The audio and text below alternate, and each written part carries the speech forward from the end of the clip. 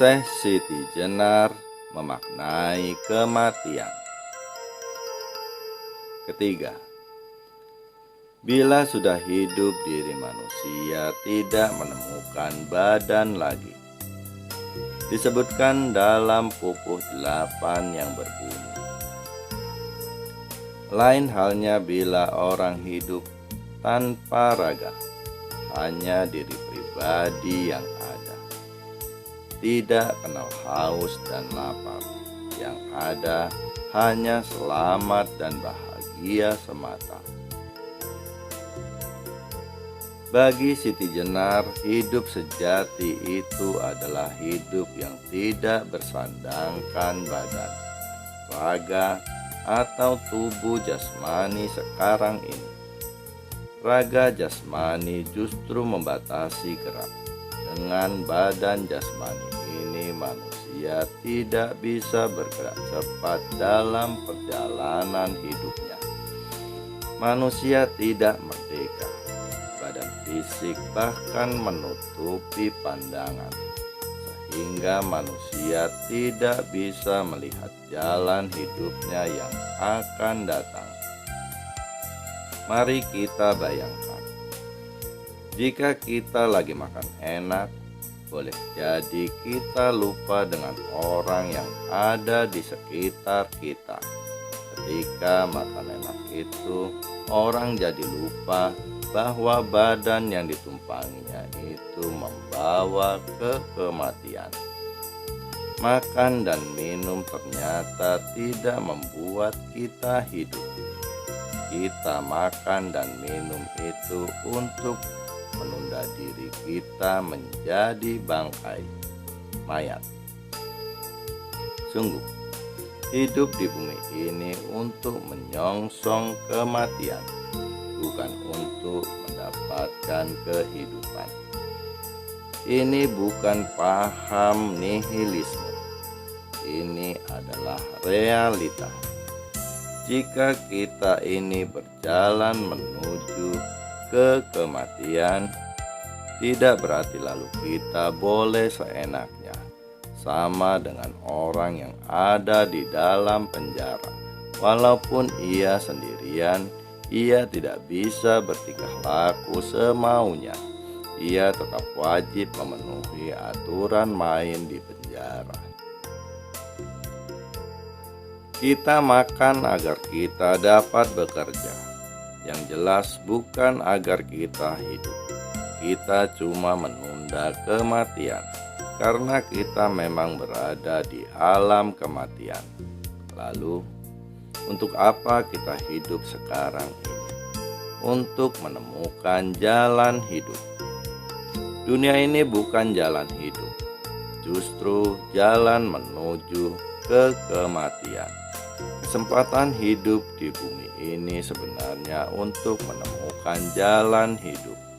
Disinilah manusia harus selalu bercermin diri, mawas diri. Harus berani melihat kenyataan yang sekarang kita alami ini. Bukan malah tak ambil peduli, karena kita tetap tak menyadari keberadaan kita ini. Mana mungkin kita menjadi tahu nantinya.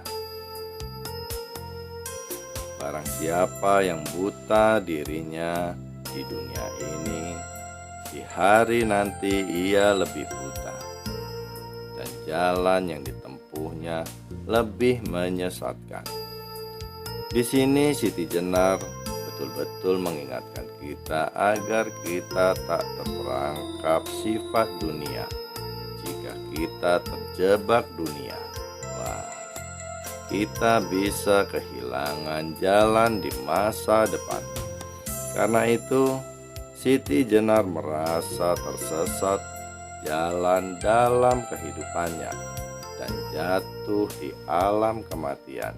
Di sini manusia bertemu dengan berbagai macam penyesatan, godaan, setan, iblis, neraka, semuanya mengurung manusia di dunia ini. Bahkan anak istri, ibu bapak, sanak saudara, semuanya bisa menjadi godaan yang besar. Dan ini tak salah secara Qur'ani. Hidup yang sebenarnya tanpa raga ini hidup dalam wujud frekuensi murni, hanya diri pribadi, hidup di alam sunyaruri, hidup dalam nirupadatu, bukan hanya khusyuk, manteng, tetapi madep, ya, menghadap sendiri kepada keberadaan agung Tuhan yang Maha Esa, diri pribadi yang ada. Setiap diri datang kepadanya sendiri pada saat kebangkitan. Cuma diri pribadi yang ada. Dalam konsep Jawa disebut manunggaling kawula kelawan Gusti, bukan jungguhing kawula kelawan Gusti. Menyatunya hamba dan Tuhan, dan bukan bercampurnya hamba dan Tuhan. Tauhidu al-wujud, dan bukan wihdatul al-wujud, kata Ali Saryati, arsitek revolusi Iran. Manunggaling kawula kelawan Gusti menyatakan hamba dengan Tuhan adalah konsep Jawa. Konsep ini terekam pada tahun 911 sebelum Masehi, yaitu ketika lahirnya abjad Jawa oleh Empu Ubayun. Memang dalam penetapan konsep tersebut ada yang mendapat pengaruh dari agama Hindu, Buddha atau Islam. Tapi Siti Jenar tampaknya memilih yang asli Jawa, yaitu yang tekanannya pada Atman atau diri pribadi.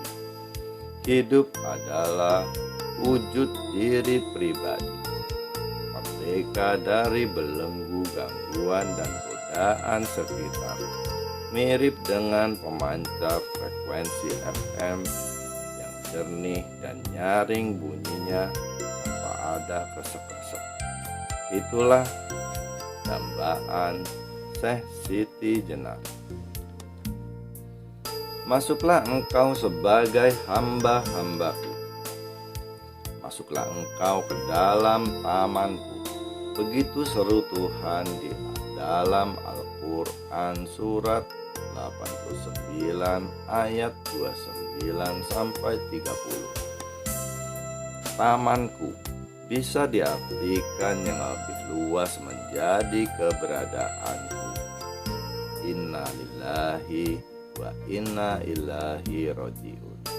Sesungguhnya kami berasal dari ilahi dan niscaya kami kembali kepadanya. Nah, hidup kembali kepadanya, maka jangan dicari lagi sosoknya. Begitulah yang dijelaskan Siti Jenar. Hanya diri pribadi yang ada.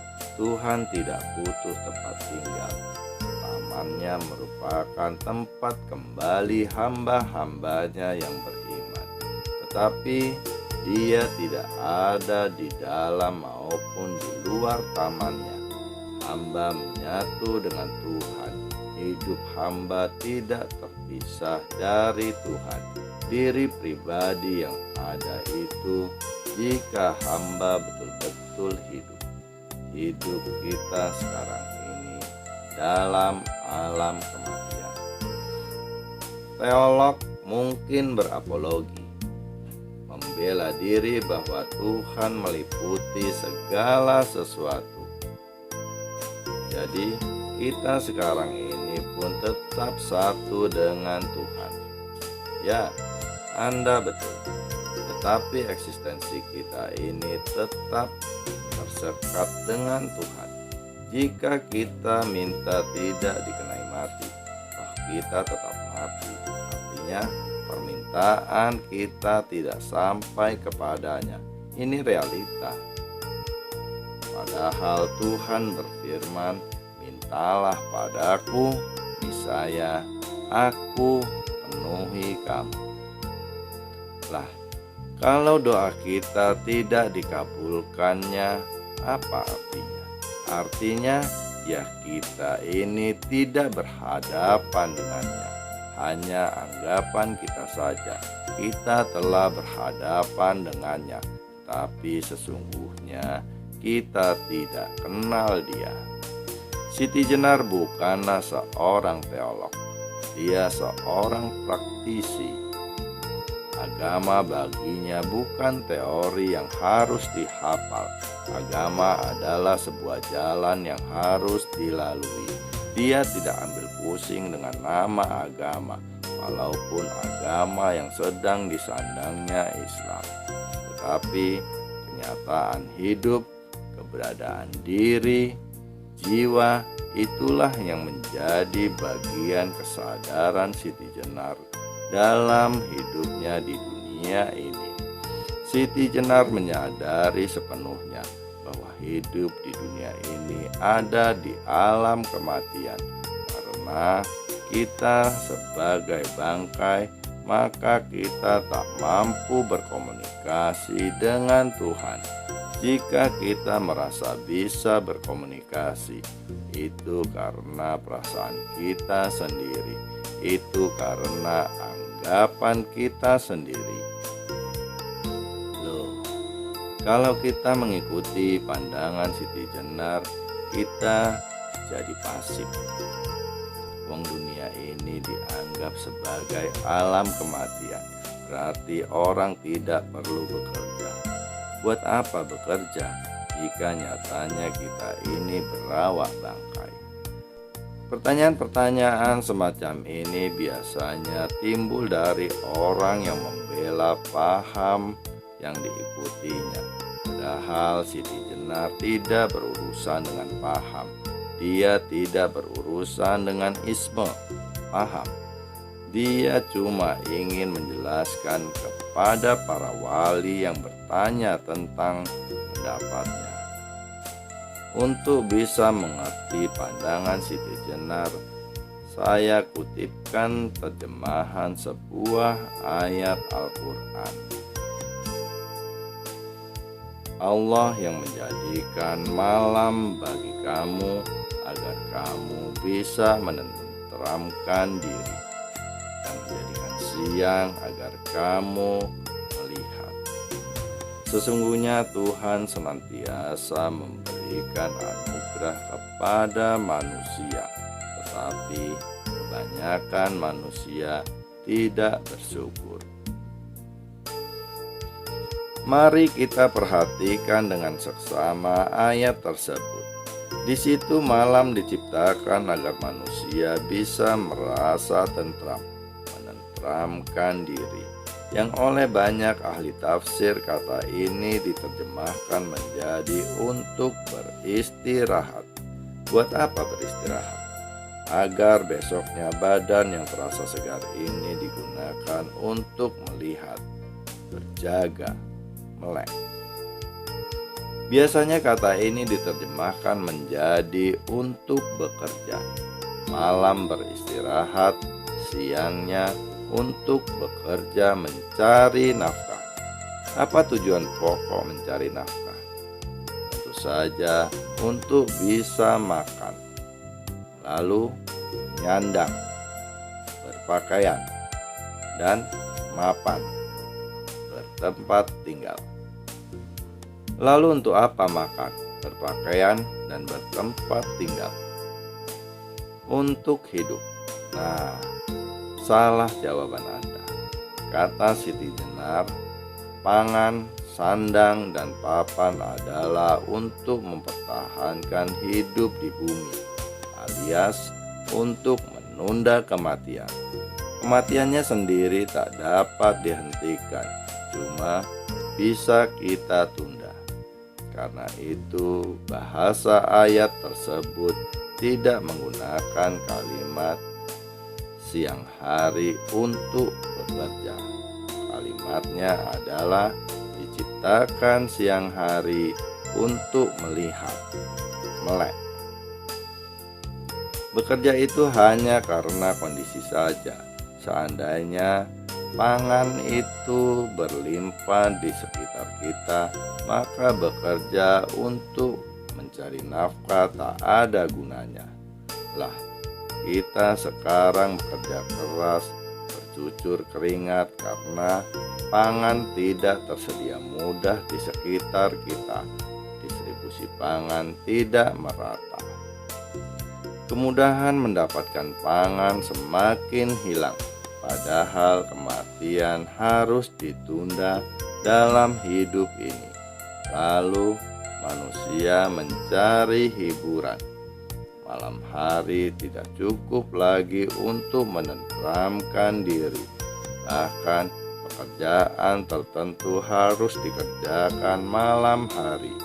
Di mana letak validitas ayat tersebut jika kita selalu pahami ayat secara harfiah?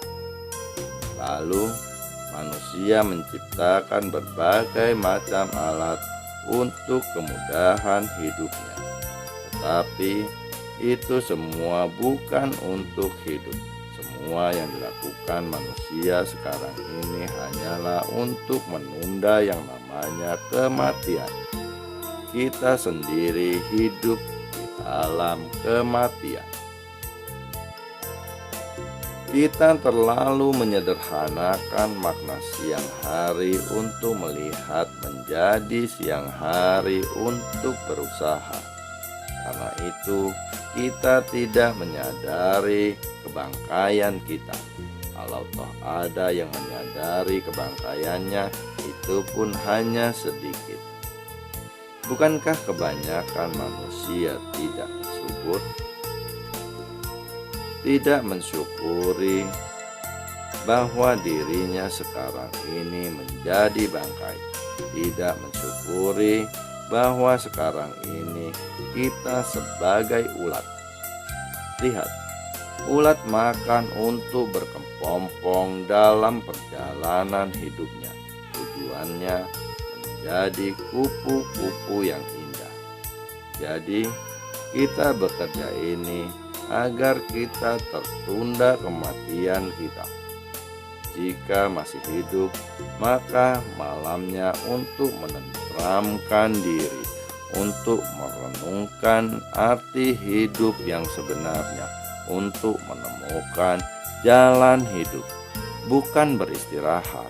Istirahat hanyalah kondisi ketika kita tidak terlibat pekerjaan yang sedang kita kerjakan. Lalu siangnya untuk melihat. Makna ini lebih luas daripada siang untuk berusaha. Melihat juga untuk memenuhi kodrat hidup.